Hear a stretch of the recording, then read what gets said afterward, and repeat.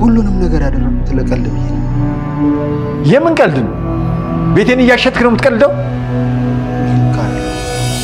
እግሬ ላይ እንደተወቅ ቢያንስ እንኳን የሚያሳምንት እንኳን ሐሳብ አቃጣሪ። አንቺ ሄደሽ ባታቃጠሪ ኖሮ ቤቱ ይሸጥ ነበረ። እንዳንተ አይነት ቀሽም ሌባ አይቻለቅም። ሰማኛለህ? እኔ ብዙ ሐሳብ አለብኝ። ሐሳቤ ስላንተ አይደለም። እሺ አሁን ተወኝ ልሂድ። ወይ ከተመስገን አሉንሽ ወይ ከገንዘብ አሉንሽ። ሰማኛለህ? ፈልገው እንኳን ቢሸጡ ስባይ ሳንቲም አታገኝም። ሞኝ አትሁን። ማትረቢ ምንድነው የምታረጊው?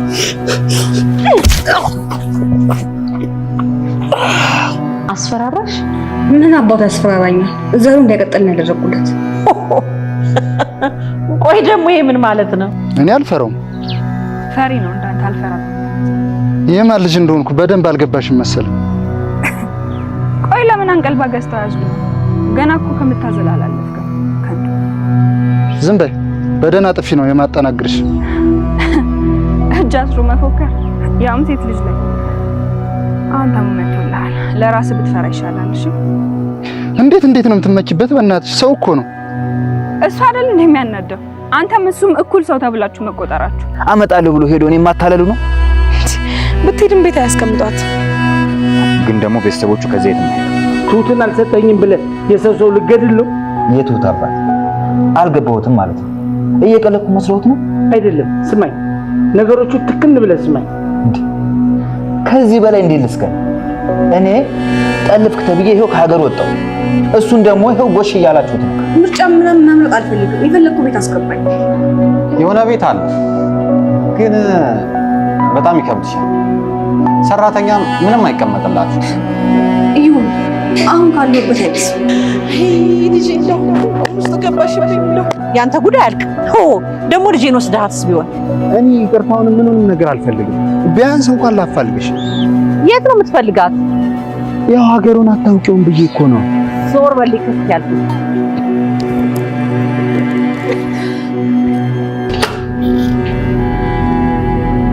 እድል ይባላል። ምናልባትም አሁን ላይ የተተኮሰው ጥይት ተመስገን ላይ ሳይሆን ደጀኔ ላይ ሊሆን ይችላል ማለት ነው። የትሁት አባት የቀድሞ ወታደር ነውና ምናልባት እዛ ጋር ደጀኔ ተደብቆ ጥይቱን ለመተኮስ ሲምቦጃቦች የትሁት አባት ቀደም ብሎ አይቶት ምናልባትም ቀድሞ ደጀኔን ራሱ በጥይት መቶት ሊሆን ይችላል ማለት ነው። ያው ደጀኔ ያሰበው ትሁትን እንደመለሰ አስመስሎ ነበር እሱ ተመስገንን ከጀርባ በጥይት ሊመታ ያሰበ ማለት ነው። ግን ደግሞ በእርግጠኝነት ልናወራ የምንችለው በመጨረሻ የተተኮሰችው ጥይት ተመስገን ላይ ሳይሆን ደጀኔ ላይ የተተኮሰች ጥይት ልትሆን ትችላለች ማለት ነው። ደጀኔ አሁን ላይ ትሁትን ጠልፌ ወደ ቤት ወስጄ እሷን ጠልፎ መልሷል ተብሎ መዋረድ የለብኝም፣ እዚህ አካባቢ ተወልጄ ያደኩበት አካባቢ ስሜ ይጠፋል በማለት ነበር መጀመሪያ ላይ የትሁት አባትም ትሁትን መልሳትና አንተም ሽማግሌ ልከ ሽምግልናውን ላንተ እፈቅድልሃለሁ ላንተ እሰጥሃለሁ የሚለውን ነገር ቢነግረውም ሊሰማ አልቻለም ማለት ነው። እሱ እንዴት ጠልፌ እመልሳታለሁ እዋረዳለሁ፣ ሰውስ ምን ይለኛል፣ ስሜ ይጠፋል የሚለው ነገር ስላሳሰበው ነበር። በመጨረሻም ከዚህ ሁሉ ለምን ተመስገንን ገድዬ መልሼ ትሁትን አልወስዳትም በማለት ይመስላልና ሽጉጥ ይዞ መጥቶ ተመስገን ላይ ለመተኮስ ፈልጎ እዛው ራሱ ጉድ የሆነ ይመስላል ማለት ነው። ምናልባትም የትሁት አባት ደጀኔ የሚጎዳበት ቦታ ሳይሆን ምናልባትም ያን ያክል ጉዳት የማያደርስበት ቦታም ሊመታው ይችላል ማለት ነው። ያው እዛ ጋር ደጀኔ ላይ በትክክል ተኩሶ ህይወቱ እንዲጠፋ ካደረገ ቀጣይ የትሁት አባት እጣ ፋንታ የሚሆነው እስር ቤት ስለሆነ እናም ደግሞ እሱ ከዚህም በፊት የቀድሞ ወታደር ስለነበረ ምናልባትም ተጠንቅቆ ደጀኔ ሊያስደነግጠው ይችላል ማለት ነው። ሌላው መልካሙ ነገር ደግሞ አሁን ላይ ትሁትና ተመስገን መገናኘታቸው በጣም ጥሩ ነገር ሆኖ ሳለ ትሁት አሁን ላይ የታመመች ይመስላል ማለት ነው። እዛ ጋር ደጀኔ ጠልፎ የወሰዳት ጊዜ ውጪ ነበር እጅ እግሯን አሳስሮ ሲያስቀምጣት የነበረውና ውጪ ሲያሳድራት ነበርና አሁን ላይ ደግሞ በብርድ የተመታች ይመስላልና እሷ ታማለች።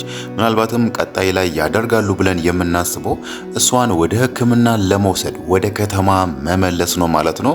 እዛ እና አባዬ ቤት ሆና ሕክምናዋን ተከታተልና ወደ ጤናዋ ከተመለሰች መልሰን እናመጣታለን።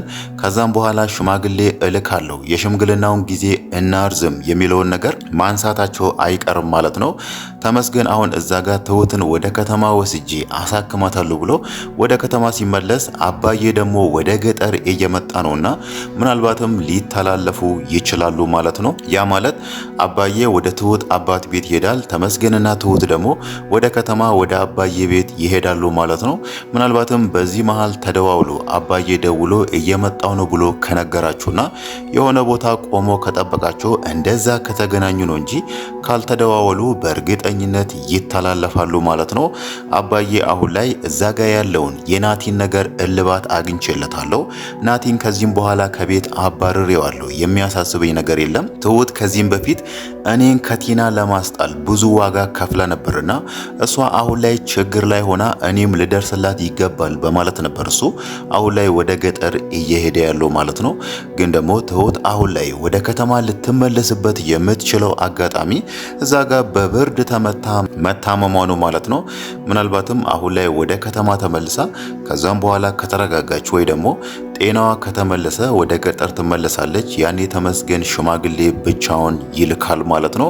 ብቻውን ልንል የቻልንበት ምክንያት ደግሞ እዛ ጋር ደጀኔ ተመስገንን ለመግደል ሞክሯል። ምናልባትም የትሁት አባት እሱን በጥይት አስደንግጦታልና እዚህ ጋር ደግሞ የናቲ ነገር ምን ያህል አጭበርባሪ ሰው እንደሆነ ምን ያህል አታላይና ተንኮለኛ ሰው እንደሆነ ተደርሶበታልና ሁለቱም አሁን ላይ ሽማግሌ የሚልኩበት አካሆን ላይ አይደለምና ተመስገን እዚህ ጋር ብቻውን ሽማግሌ ይልካል ማለት ነው።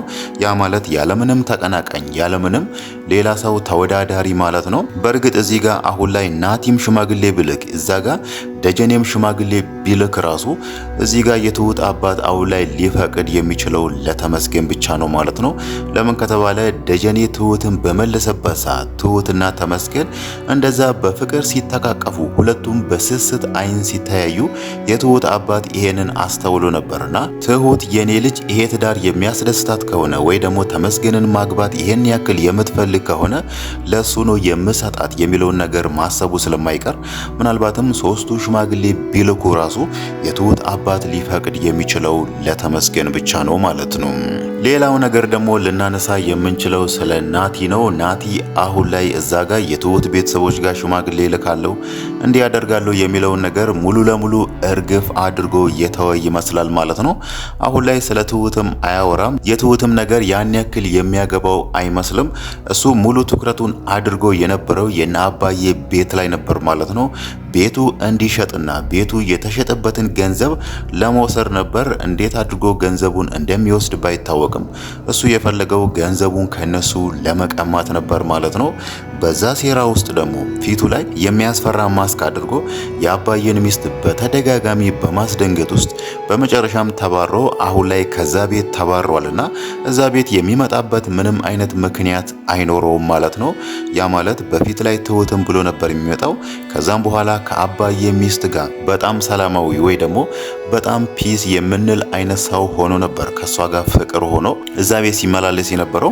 አሁን ደግሞ የአባዬ ሚስት ናቲ ምን አይነት ተንኮለኛ ሰው ምን አይነት ክፉ ሰው እንደሆነ ተረድታለችና ዛሬ ላይ መንገድ ላይ ራሱ ልታናግረው ልታየውም አትፈልግምና እሱ ደግሞ እዛ ቤት የሚመጣበት ምንም ምክንያት አይኖረውም ማለት ነው። ያ ማለት ከዚህም በኋላ ምናልባት ናቲን ድራማ ውስጥ ላናየው እንችላለን ማለት ነው። ከትሁት ጋር የሚያገናኘው ነገር ቢኖር ምናልባትም ትሁትን ብሎ ሲመጣ ልናየው እንችላለን። ከትሁት ጋር ተጣልቶ ራሱ ከአባዬ ሚስት ጋር ሰላም ቢሆኑ የአባዬ ሚስት ጋር ሲመላለስ እናየዋለን ይባል ነበር። ግን ደግሞ አሁን ላይ ናቲን ወደ ድራማው የሚመልሰው ምንም አይነት ምክንያት አይኖርም ማለት ነው። ሌላው ነገር ደግሞ የእድል ነገር ነው። እድል አሁን ላይ ስህተት እየሰራች ይመስላል ማለት ነው። አሁን ላይ የአባዬ ሚስትና እሷ ብቻ ነበሩ እዛ ቤት ውስጥ ያሉትና አባዬም ወደ ገጠር ሄደዋል። ከእናትሽ ጋር እዚህ ቆዩ፣ ስመጣ ያንቺን ቤተሰቦች ነገር የሆነ መፍትሄ እንፈልግለታለን ብሏት ነበር አደራ ብሎ የሄደው። እሷ ደግሞ አሁን ላይ የአባዬን ሚስት ወይ ደግሞ አሳዳጊ እናቷን ብቻዋን እዛ ቤት ውስጥ ጥላ መሄዷ ምን ያህል ስህተት እንደሰራች ነው የሚያሳየው ማለት ነው። ናቲ ይሄንን ነገር ቢገነዘብ ወይ ደግሞ አባዬ እንዳሌለና እድልም እዛ ቤት እንዳሌለች ቢያቅ ምናልባትም የአባዬን ሚስት ብቻዋን አግኝቶ ሊጎዳት ወይ ደግሞ የሆነ ነገር ሊያደርጋትም ይችላል ማለት ነው። እሷ አሁን ላይ ምንም እንኳን የሰው ቤት ተቀጥራ መስራት ብትፈልግም ግን ደግሞ ማድረግ የነበረባት ነገሮች ከተስተካከሉ አባዬም ወደ ቤት ከተመለሰና እነሱ በትክክለኛው መንገድ ለሷ ፈቅደውላት መሆን ነበረበት ማለት ነው። አሁን ላይ እዛ ቤት ውስጥ የአባዬን ሚስት ጥላ መሄዷ ትልቅ ስህተት ሰርታለች ማለት ነው። ሌላው ነገር ደግሞ አሁን ላይ የአባዬ ሚስት እድልን ስታጣ በጣም ደንግጣለች። እሷን ለመፈለግ ወጥታለችና ምናልባት አካባቢውን በደንብ ስለማታውቀው ወደ ቤት ለመመለስ እሷንም ሊከብዳት ይችላል ማለት ነው።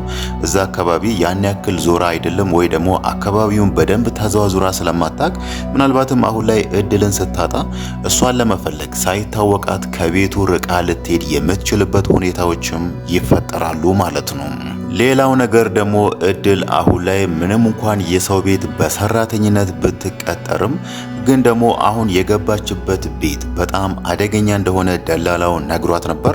ያ ማለት የአሰሪዋ ልጅ ምን ያህል ሰራተኞችን እንደምታሰቃይ ሰራተኞች እዛ ቤት ውስጥ በጣም ቆዩ ከተባለ 1 ሳምንት ብቻ እንደሆነ ነግሯት ነበርና እድል ግን ለምንድን ነው እሱ ደላላው እንደዛ ብሎ እየነገራት ራሱ ምንም ይሁን እዛ ቤት እገባለሁ የሚለውን ነገር ያነሳች ብለን ስናነሳ እድል አሁን ላይ ባለችበት ሁኔታ በጣም የተማረረች ይመስላል ማለት ነው።